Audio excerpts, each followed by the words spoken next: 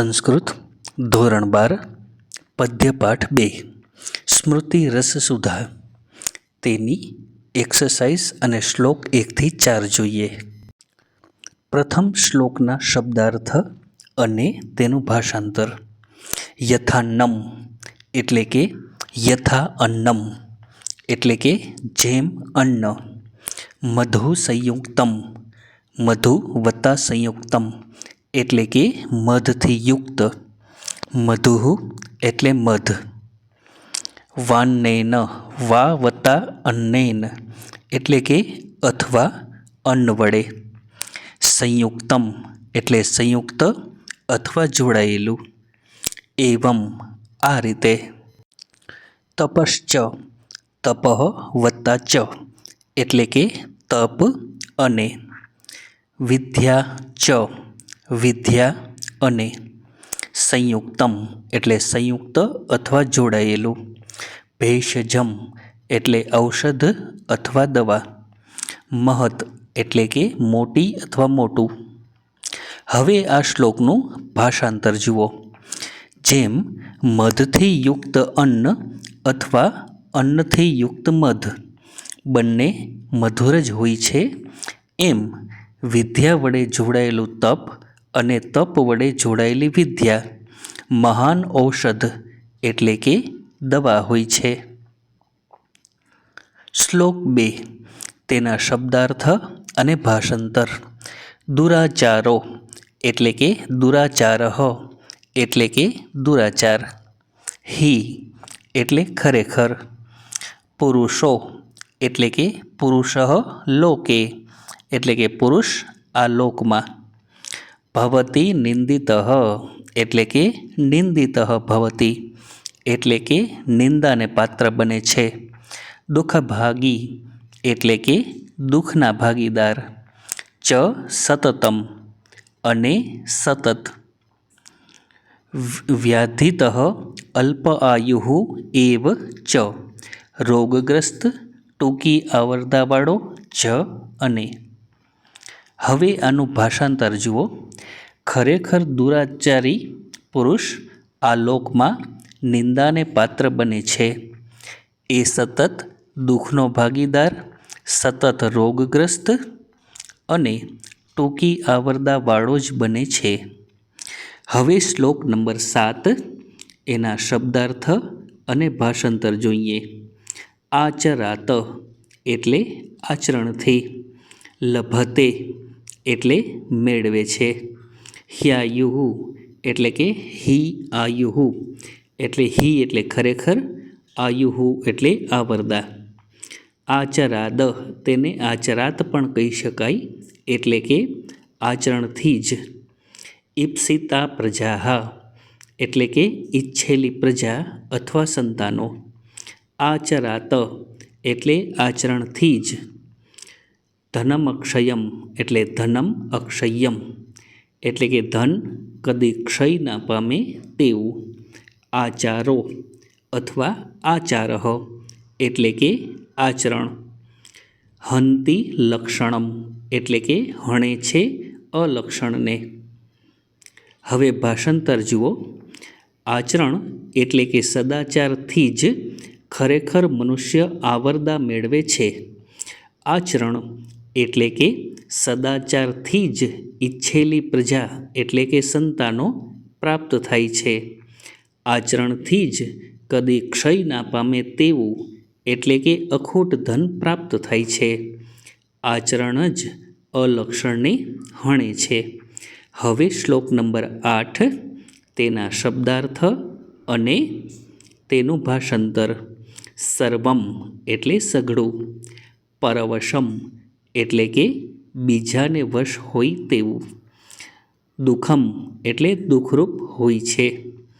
સર્વમ આત્મવશમ એટલે કે સઘળું પોતાને વશ હોય તેવું. સુખમ એટલે સુખરૂપ હોય છે. એતદ્ વિધાત એટલે કે એતત વિદ્યાત એટલે કે આ જાણવા જોઈએ. સમાસેન એટલે કે સંક્ષેપમાં. લક્ષણમ એટલે કે લક્ષણ. સુખ દુઃખયોઃ એટલે સુખ દુઃખમાં. હવે આ શ્લોકનું અનુવાદ જુઓ. બીજાને વશ હોય એવું સઘળું કામ દુઃખરૂપ હોય છે, તેમજ પોતાને વશ હોય તેવું સઘળું કામ સુખરૂપ હોય છે. મનુષ્યએ સુખ અને દુઃખના આ લક્ષણો સંક્ષેપમાં જાણવા જોઈએ. હવે આપણે જઈએ સ્વાધ્યાય સોલ્યુશનમાં આગળ. હવે અહીંયા આવે છે સંસ્કૃતમાં પ્રશ્નો અને સંસ્કૃતમાં ઉત્તર. અધર્મેણ એધતે તાવત તતઃ કિમ પશ્યતિ, એટલે કે અધર્મથી પહેલાં મનુષ્ય સમૃદ્ધ થાય છે, પછી તે ખાલી જગ્યા જુએ છે. તો એનો જવાબ આવશે ક ભદ્રાણી, એટલે કે કલ્યાણ. પ્રશ્ન નંબર 2. વેદાભ્યાસો હિ ખાલી જગ્યા, એટલે કે વેદોનો અભ્યાસ ખરેખર ખાલી જગ્યા હોય છે. તો એનો જવાબ આવશે ક પંચધા, એટલે 5 પ્રકારનો. પ્રશ્ન નંબર 3. આચારઃ કિમ હંતિ, એટલે કે સદાચાર કોને હણે છે? જવાબ ખ અલક્ષણમ, એટલે કે અપલક્ષણને. પ્રશ્ન 4. અક્ષયમ ધનમ કસ્માત લભ્યતે, એટલે કે અખોટ ધન શામાંથી પ્રાપ્ત થાય છે? જવાબ ક આચરાત, એટલે સદાચારમાંથી. પ્રશ્ન 5. સર્વમ આત્મવશમ ખાલી જગ્યા, એટલે કે પોતાને વશ એવું સઘળું કાર્ય ખાલી જગ્યા છે. જવાબ ગ સુખમ, એટલે કે સુખરૂપ. હવે આપણે જોઈએ સંસ્કૃતમાં પ્રશ્નોત્તર. કે ત્રયઃ નામધારકાઃ સંતિ, એટલે કે કયા 3 માત્ર નામ ધારણ કરનારા છે?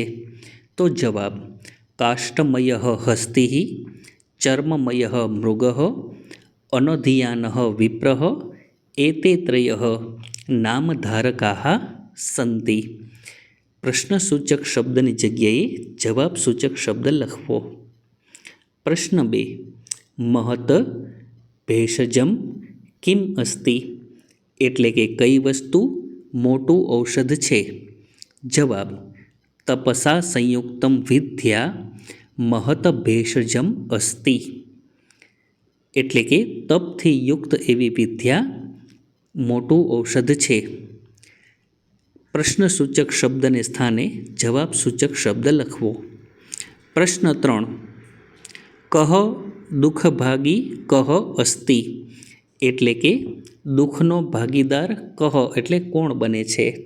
જવાબ દુરાચારઃ પુરુષઃ સતતમ દુઃખભાગી બને છે.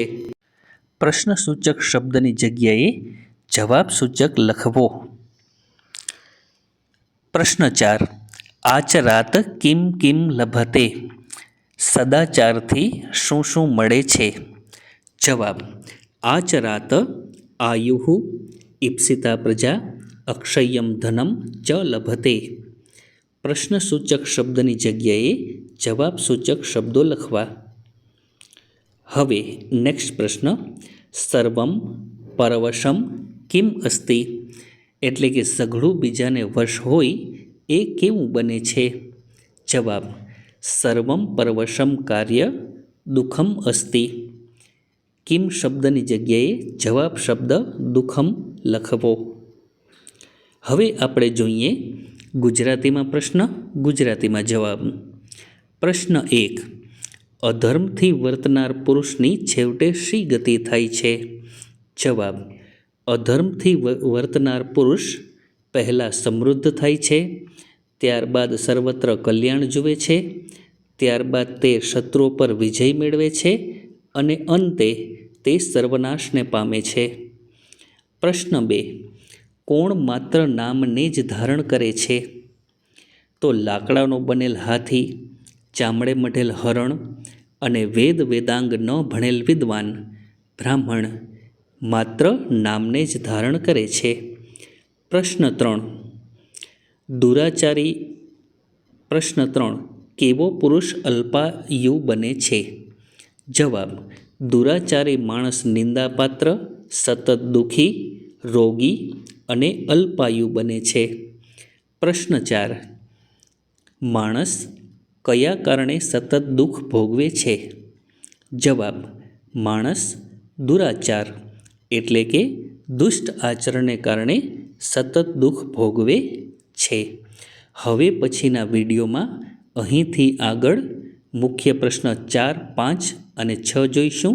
ત્યારે આ પ્રકરણ, તેના શ્લોકો, તેના શબ્દાર્થ, તેનું ભાષાંતર, પ્રસ્તાવના અને આ રીતે તમામ પ્રકરણ પૂર્ણ થશે. આભાર.